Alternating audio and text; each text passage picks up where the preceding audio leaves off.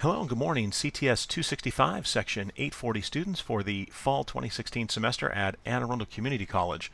This is the CCNP route course, and this morning's video tutorial is going to be on Cisco Learning Labs Discovery Activity number 5, where we're going to continue our conversation about EIGRP, and specifically, we're going to be taking a look at EIGRP summarization. Now, a quick note about summarization.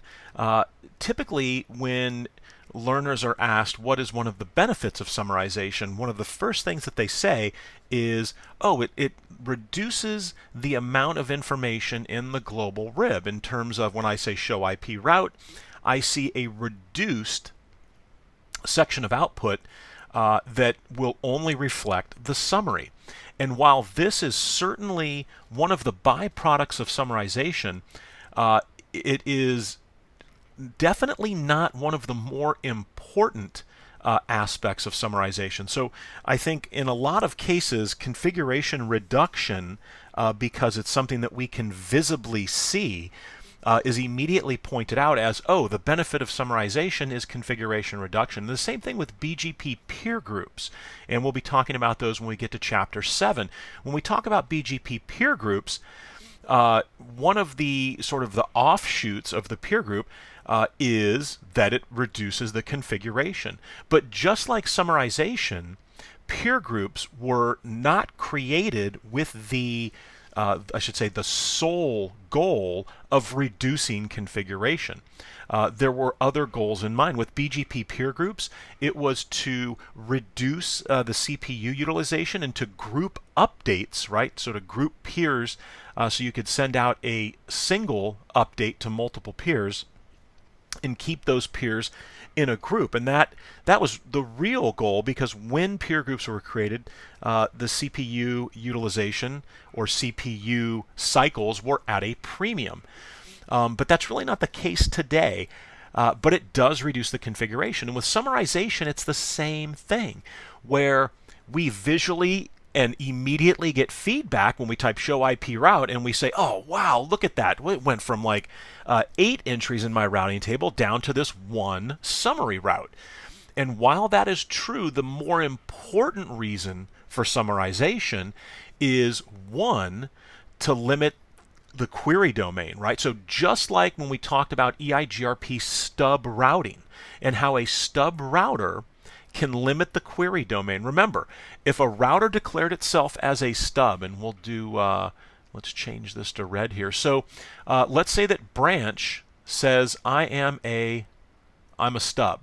And remember, that resets the adjacency with HQ. And now HQ realizes that if HQ loses visibility to a route, to any route, that it will not, and I guess I should, technically, there may be an instance where a query gets generated, but that's way outside the scope of what we're talking about. But again, we're going to say that HQ, because branch 1 is a stub, HQ knows I'm not going to send a query to branch 1 because let's say there were a bunch of routers over here behind branch 1, right? As soon as that query gets sent to branch 1 then has to send the query out to all of the routers behind it, because this is how distance vector routing works, right?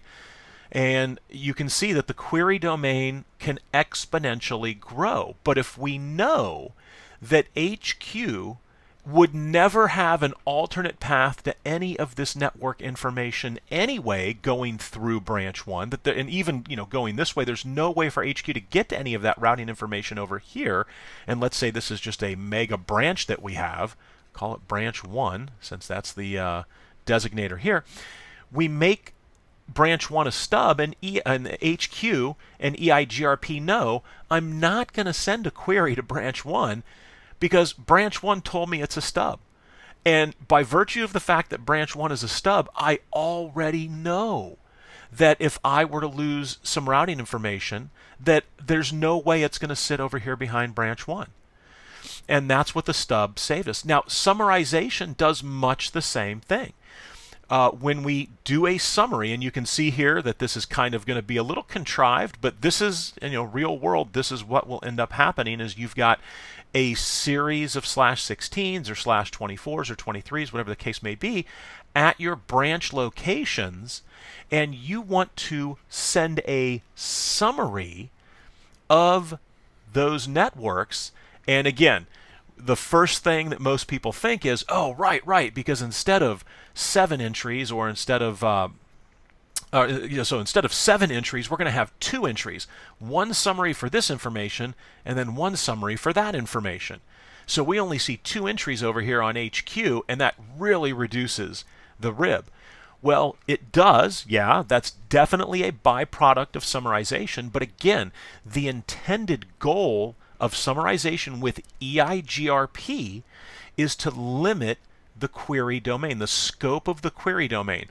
Because what's going to happen is when the summarizations get sent to HQ, let's say that the branch router loses this first loopback address here, right? This 10.64.00.16. So for whatever reason, there's an outage on that network segment. We're using loopbacks here, right?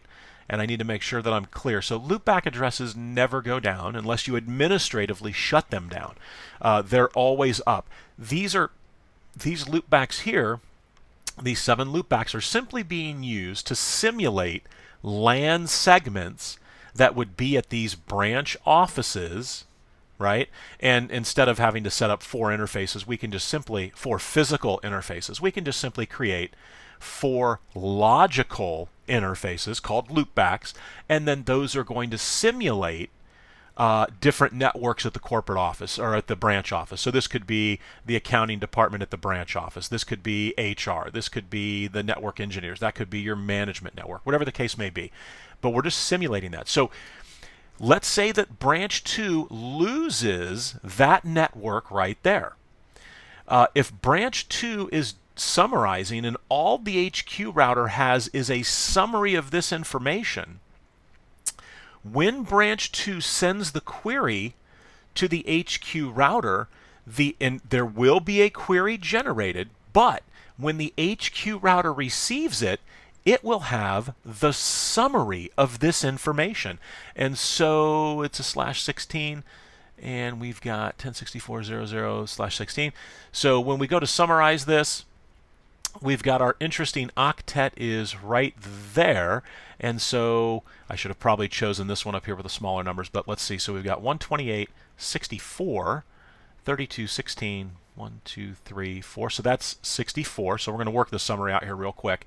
So if that's 64, we know that that's 65 and that is 66. And then we just fill in the zeros the rest of the way in order to see where do these no longer match. Well, you can clearly see they no longer match right there.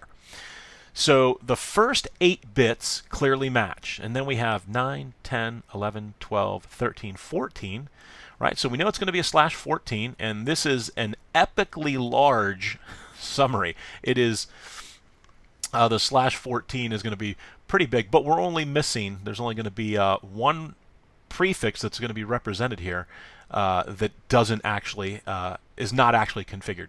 So I would say it's going to be 10 dot, and then what are my values? So 64. So 10.64.0.0/14, and that is the only entry for these 3 prefixes that will be on the HQ router. So when the HQ router receives the query from the branch 2 router, the query will be for specifically 10.64.0.0/16, not /14. And so normally what would happen is HQ, when it gets the query, would then forward the query on to branch 1. And then if branch 1 had 50 routers over here, or however many routers, then branch 1 would continue to propagate that query because it's got to go to everybody in the same EIGRP domain. But what summarization allows here is that if this is the summary that HQ has, and this more specific query comes in saying, hey, do you know how to get to 10.64.0.0? HQ will crush the query right here. It stops right there, and that is limiting the query domain, because HQ is immediately going to reply and say, well, no, you're asking me about 10.64.0.0/16. I don't know anything about that. All I know about is 10.64.0.0/14, which is not the same as /16. And therefore, HQ does not propagate that query out to the other branch over what could possibly be a ultra slow link. And then we're waiting for query replies to come back from all of these routers out here to say, you know, nope, I don't know how to get there. Nope, I don't know how to get there. Nope, I don't know how to get there. Instead, HQ crushes that query on the spot and says, nope, I do not have an exact match for the prefix that you just sent me a query for. Therefore, I am going to stop the query propagation and reply back to you immediately saying, no, nothing over here, right? I would know about it if I had it in my routing table, but since I don't, I'm replying back to branch 2 immediately, letting branch 2 know, no, I do not have a match for the prefix that you just sent me the query for. And everything over here, right, everything going this way, there's no query message that gets sent out to branch 1. So that is the true benefit of summarization, and one of the things that we're going to see here when we dig into the setup. So let's go ahead and do that, and we'll start out on the HQ router. And so we're in user exec. Let's get into privilege exec, and we're going to say show IP route, right? And again, and actually let's clean this up. We'll say show IP route EIGRP, because we're going to be doing the summarization with EIGRP. And as you can see, there are these 7 networks, right? We've got the 10, 10, 10, 11, 12, 13, 64, 65, and 66.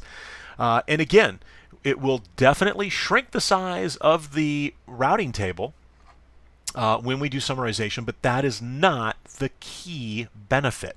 From an aesthetic perspective, and aesthetic meaning when we're looking at show IP route, yeah, it really makes it, it cleans things up, and we've only got a limited number of entries in there, but that is not the key benefit. So let's come over to branch 1, and there's 2 types of summarization that we can do.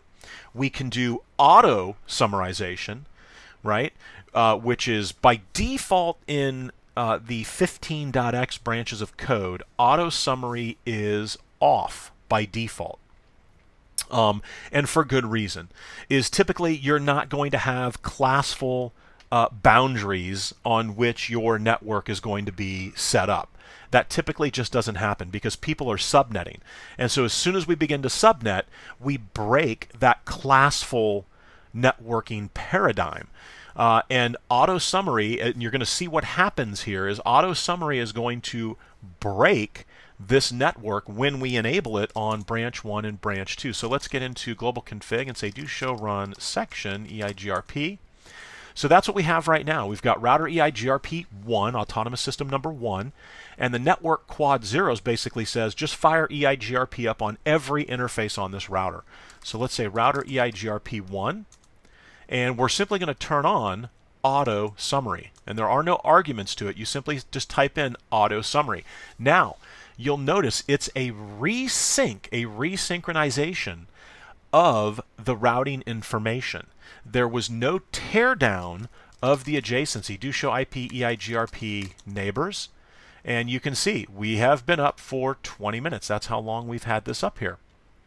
So it did not tear down the neighbor adjacency. So this is something that you theoretically could do, that it's just going to simply do a quick refresh of the information and the adjacency is going to be maintained. So we've enabled it on the branch 1 router. So now let's go back to the HQ router. And let's do the, and where are we at here? Hold on one second. All right, and let's do the show IP route EIGRP and take a look. Right? We can clearly see that it has shrunk the output in the show IP route command in the RIB output for the routing information database, it shrunk it down by 3 entries. Now we only have 4 entries.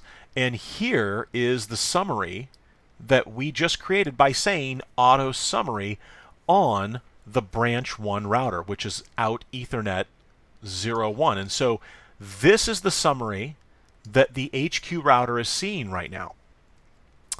But what do you notice? That the 10.0.0/8 encompasses all of these more specific prefixes, right? And let's remember that longest match, that is the #1 criteria in terms of route preference. It'll be the longest match. So it's okay that we have this overarching summary here. What that means is any traffic that HQ is trying to send to any network in the 10.0.0.0/8, if it's not those 3 networks right there, it's going to go this way. It's going to go out to branch 1. And again, it's not a default. It's just that what this summary is saying here is, hey, if you're not one of these 3 more specific matches, these /16s, with a /16, it is longer than a /8 in terms of the prefix length. These 3 matches right here are all going to go out to branch 2. So we're still good with those. But any and everything else in the 10.0.0/8 space is going to go out Ethernet 01. So now let's go back and take a look at what, and I'm on step 4 if you're following along in the Learning Labs PDF. So step 4 is basically saying verify the routing table on branch 1. So what does branch 1 show? And then we're going to get to the null 0 interface. Do show IP route EIGRP.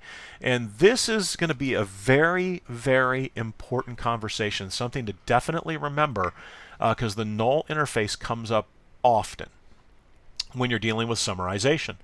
So here is the summary that we created, right? You can see right here, 10.0.0/8. It tells us it's a summary. It's been in the global RIB for 3 minutes and 5 seconds. And what is the next hop interface? Null 0. Now that's interesting because what exactly does that mean?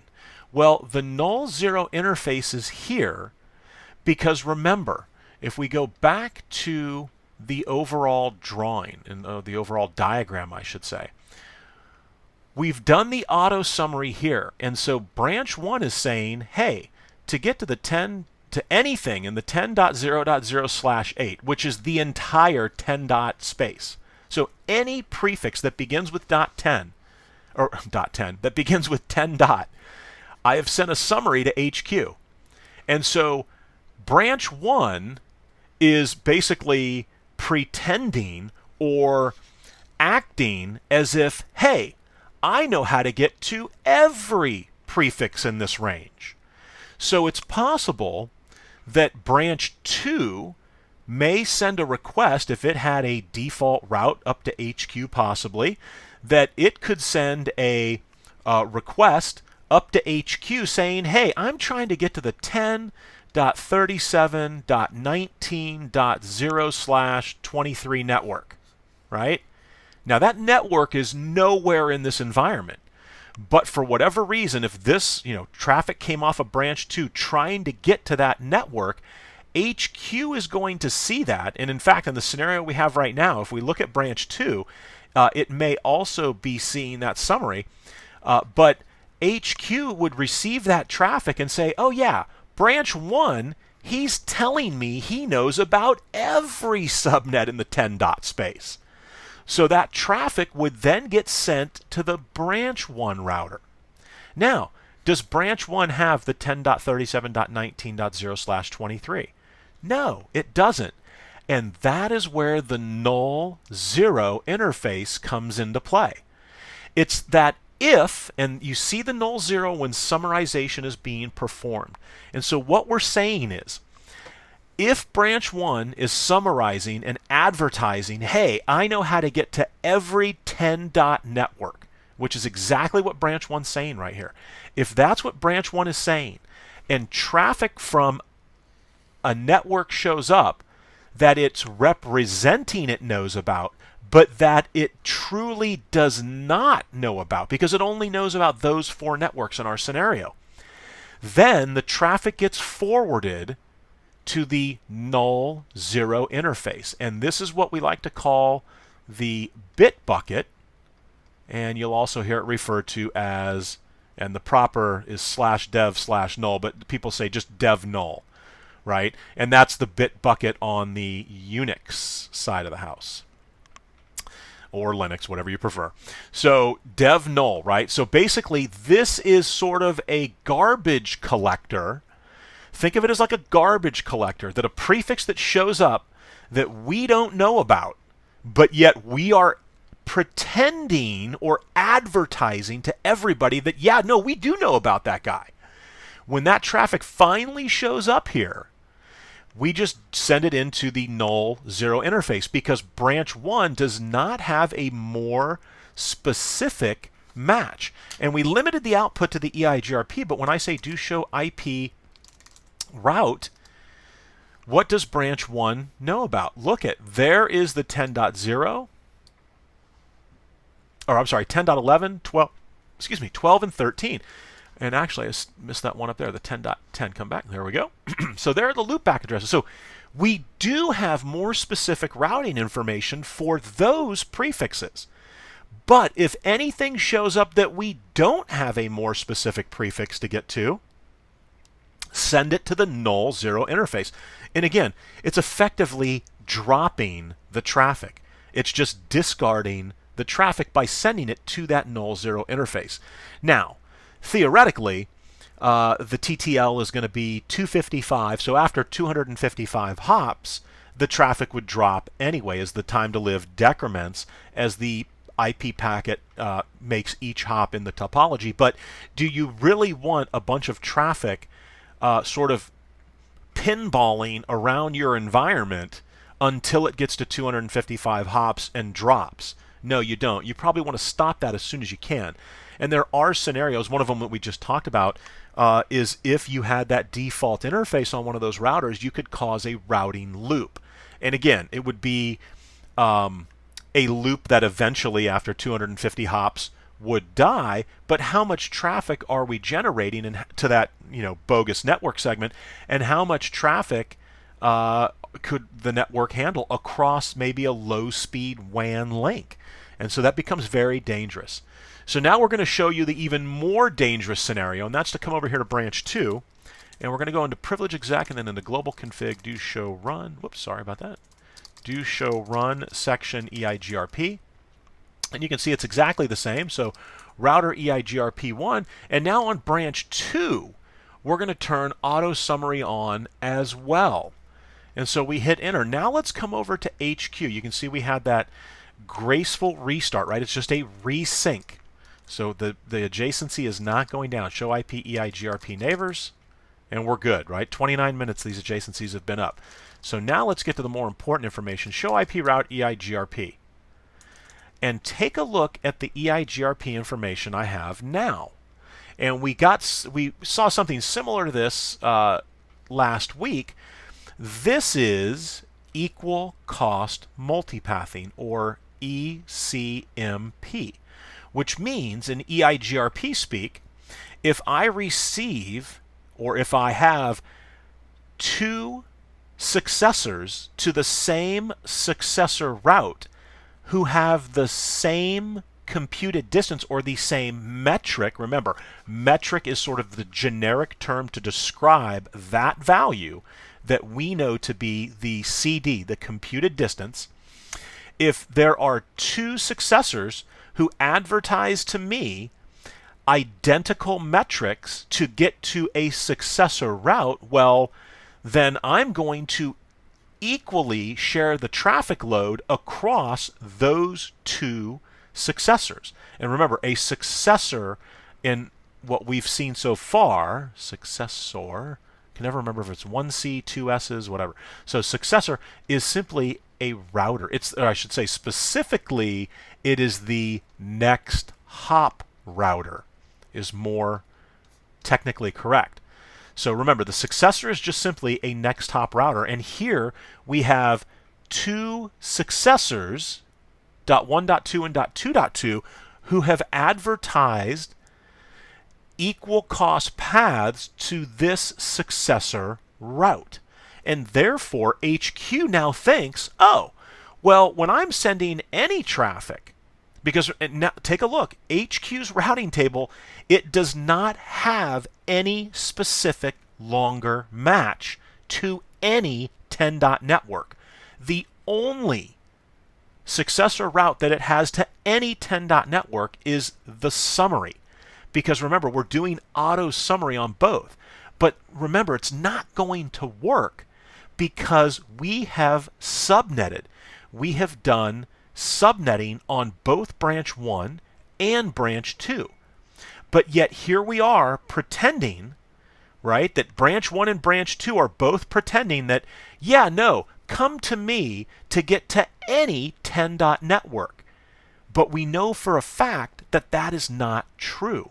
And now HQ believes, oh, so in order to get to any 10 network, I can send packets equally across both of these links to both successors, and irrespective of the 10. Network I'm going to, my traffic is going to get there.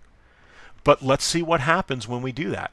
We'll go ahead and bring the HQ router up here, and let's simply ping 10.10.0.1. Now that is the loopback address over on the branch 1 router, or one of the loopback addresses over on the branch 1 router. And we have connectivity. And we'll ping again, and we'll keep pinging here. And am I pinging the right IP? 10.10.0.1. I am. And it should be failing. And this is not what should be happening here. Let me do this. Ping, we'll say repeat, and I may need to turn off. We'll do 1,000. All right, so this should not be going that direction. Let me say show IP route. Let's see what the whole routing table looks like. Yeah, my default is even out the internet. So what we should be seeing is a U followed by a period followed by a U, and let me see, show IP Ceph for 10.10.0.1. Yeah, so it should be sharing the traffic load across those two. Let's try 10.11. So it could be doing, yeah, there we go. And so what you just saw, right, and this is fortuitous failure. I love when things go wrong like this. So we saw that it worked with the 10.0.1. So is it doing per flow load equal cost multipathing, or is it doing per packet? And it's not per packet, because if it was per packet, up here, every other, we would have gotten a success and then a failure, and a success and then a failure. So it's per prefix or per flow out to that specific prefix. So now, if I were to say Control-Shift-6 here and kill that, we did 10.10, and 10.10 worked. We do 10.11, and I don't need to repeat it here. I do 10.11, get the repeat out of there. We do 10.11 and it doesn't work. What do you think is going to happen when I do 10.12? It works. What about 10.13? It doesn't work, right? So those are the 4 loopbacks behind branch 1. So this is HQ is doing the equal cost multipathing on a per prefix, right, or a per flow basis, as opposed to per packet. And so, but that's the output that we expected to see, is that U.U.U, which basically tells us that HQ is doing exactly what it's supposed to do. The first flow, and let's say show IP route EIGRP. So the first prefix was 10.10, and it said we're going to go out to branch 1. We're going to use 1.2. Then the next prefix said, okay, we're going to go this direction. So it's doing equal cost multipathing, and it's doing it on a per prefix basis. But that is a problem, because you'll notice that every other network is unreachable. Because again, the HQ router only knows the summary that it's received. And that summary is from both router or branch 1 and branch 2. And so it's doing equal cost multipathing over both. And that's why subnetting, right, or breaking your networks down into non-classful boundaries, right? And again, it's highly unlikely that you're going to be doing a 10.0.0.0/8 in your network space, because you'd have to have it at the classful boundary to do auto summary. And it's just not excuse me, it's just not I'm trying to think of the right word here. Not logical is not the right word. It's just not plausible, I guess, is the closest word I can get to. It's really not plausible that you're going to be doing classful boundaries in your network. Just not that common. But if you were, you could do auto summary. But let's clean this up. So we're going to say no auto summary on branch 1, and we're going to say no auto summary on branch 2. And again, you could see that, wow, it shrunk it down to just one entry there. But that, again, is not the primary benefit of summarization. So if we come back over here, say show IP route EIGRP, we should see our original 7 individual prefixes that are back, and there they are. And so now what we're going to do is we're going to provide, so auto summary was the first type of summarization. And auto summary does provide, it does limit the query domain and things like that. But again, it's not practical. That's the word I'm looking for. It's not practical to think that you're going to have classful boundaries in your networks, because you would literally be limiting yourself with what you could do in terms of the number of subnets that you could have and right-sizing things. So let's go ahead now and let's perform the summary. So we know the summary for the 64, the 65, and the 66, which I believe was a /14 and was 10.64.0.0. So we're good with that one. Now let's tackle, whoops, drew right through it, the 10, 11, and 12. So 10 in binary is 8, 10. So that means, and we know that these 4 bits, oops, sorry, I don't want to do that. These 4 bits are going to be the same all the way down. Right, so we can kind of do this here. And then what's 11? So this is 11, and then 12 kind of busts things up a little bit there, and then 13 looks like that. So where are they no longer the same? That's where they stop being the same. So we've got 5 additional bits in addition to the first, how many match right there? So we've got 10 dot, and so we've got 5 and 8 is /13 is what I believe we are looking at. So 10.0.0, is that right? 8, 9, 10, 11, 12, 13. That is correct. And so we're going to summarize this to 10 dot and the next value here, because remember the second octet's the interesting octet. So 10.8, because we did match at the 8-bit position, .0.0/13. Right? Now, that quick shortcut, how many bits are left over that don't match? We take that number, that 3, and do 2 to the power of the number of bits left over, and we're actually representing 8 network segments that are /16s.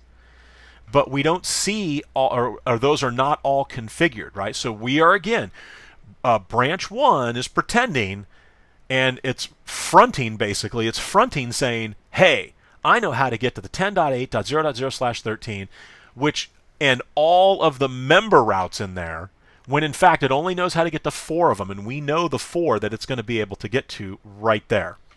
So let's go ahead and clear our screen here. I got to remember this, 10.8.0.0/13. All right. So we've determined what the summary is going to look like. So let's go on to branch 1, and we did the auto summary. Now we're doing what's called manual summarization, and these are the 2 ways that you can perform summaries. Now you'll notice there's a summary metric, right? And that was different. That's not what we're talking about. When we do summarization with EIGRP classic mode, we do it under the interface. So do show IP interface brief, and you can see that our interface is that Ethernet 00 interface as we summarize towards the HQ router. So let's go into Ethernet 00, and this is where we would say IP summary address, EIGRP, I need the autonomous system number here, we know it's AS1, and then I do the question mark. Now there's two ways to do it. I love the fact that they give you the CIDR notation. So what I could say is 10.8.0.0 slash, and now I'm drawing a blank if it was 13. I believe it was 13, so we'll go with 13. So I say IP summary address, and again, even with manual summarization, just like with automatic summarization, it doesn't tear the neighbor adjacency down. Do show IP EIGRP neighbor, right? It does a graceful resync of that information. So now when I come back over here onto the HQ router and say show IP route EIGRP, you can see we have a summary that's more appropriate, that more closely reflects the 4 networks that actually reside on the branch 1 router. And that summary is this 10.8.0.0/13. You'll notice it's not a /8 because we manually did the summarization and got it to be about as accurate as we could in a single summary statement. So now that leaves us with the 64, 65, and 66 over on branch 2. And so let's step over to branch 2 here, and this is step 12 if you're following along. And it's probably Ethernet to show IP interface brief, probably the same Ethernet 00, and it is interface Ethernet 00. I'm going to say IP summary address. I could do RIP or EIGRP, but we're doing EIGRP AS1. And now we get to the summary. So 10.64.0.0 slash, and now was it 14? It should have been a 14, I believe. Let me do the math real quick in my head. And 64 would be 1, 2, 3, 4. Yeah, it should be a 14, so we'll go with the 14. All right, so there we go. We'll get that in there. And again, we get that graceful resync. So now we come over to the HQ router, and on the HQ router, we're going to say show IP route, EIGRP, and now we're represented with 2 summary routes. But again, these are far more specific than a 10.0.0.0/8 auto summary, and this is not going to cause all of the problems that we had before, because each of those summaries doesn't overlap the other summary. So let's go ahead on the HQ router. I'm going to say ping 209.165. So we're going to go out to the internet here, 202.129. And as you can see, I have success, right? So I've got success. Let's go up to the branch 1 router. Excuse me. And we're going to say do ping 209.165.202.129. So can I get there? And I cannot get there. So why do you think I can't get there? Off that branch 1 router, remember, do show IP route. Do I have a default route? I do not. And the only more specific route that I have is to the 209.165.200, not to the 202. So in other words, I'm not able to get out off of that segment. Let's check branch 2 out. If we look at branch 2, and now we're kind of a little segue here into generating a default route. And you can see do ping 209.165.202.129, and no. Again, I don't have any connectivity out. And so we're kind of transitioning now in the activity. We're going to generating a default route. Now, the summaries, we did that on the routers, the branch 1 and branch 2 routers, and that's where that information resides. And so we summarize going toward the HQ branch. So now it's the HQ branch that needs to generate a default route and send it to the branch routers. And there's a couple ways we can do this. The way that the activity is going to show you And let's get over to the HQ router. The way that the activity is going to show you is to go into global config and basically do the quad zeros, create the IP route stating that the next hop 209.165.200.226 is out to that internet next hop, and then what we would do is we would redistribute that static route. Right? So in order to do this, and let's first take a look here, or actually we just did take a look at those routing tables on branch 1 and branch 2. So if I said router EIGRP1 and I said redistribute static, when I come down here to branch 2 and say do show IP route, take a look. I'm receiving external information. So EIGRP is redistributing external information. It's external because it's not EIGRP information that's being redistributed into EIGRP, right? And again, by virtue of the fact that I am redistributing, that means I am distributing from another either EIGRP autonomous system or simply a completely different routing protocol altogether. In this case, it's the static protocol. Right? So it's the static route that's being redistributed in. So it comes in as a DEX with an administrative distance of 170. But we have that default route now. So if I were to say do ping 209.165.202.129 now I have connectivity. And so it shows us how to redistribute the static. Let me ask you this. We just finished with summarization. Is there another way that I could advertise a summary route? Exactly. So let's see what this looks like. I come over here and we're going to say no redistribute static. So let's confirm that there is no longer a static route. Do show IP route. There's no DEX, no static. We have no connectivity again, right? So you can create the static route and then advertise the static route, and redistribute the static route, which will then be advertised by EIGRP. But since we're on the topic of summarization, could the HQ router just simply generate, and it would have to be on both interfaces, so not do show IP route, do show IP interface brief. I want to make sure it's Ethernet 01 and 02. So could I simply come over here to interface Ethernet 01 and say IP summary address EIGRP1 and do the quad zeros.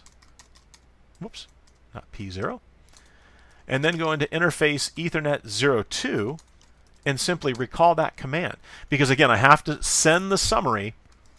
I want to send that summary out both interfaces. So I go under both interfaces. Well, let's see what this looks like. So we come over here, do show IP route, and take a look at that. We now have an internal EIGRP summary route.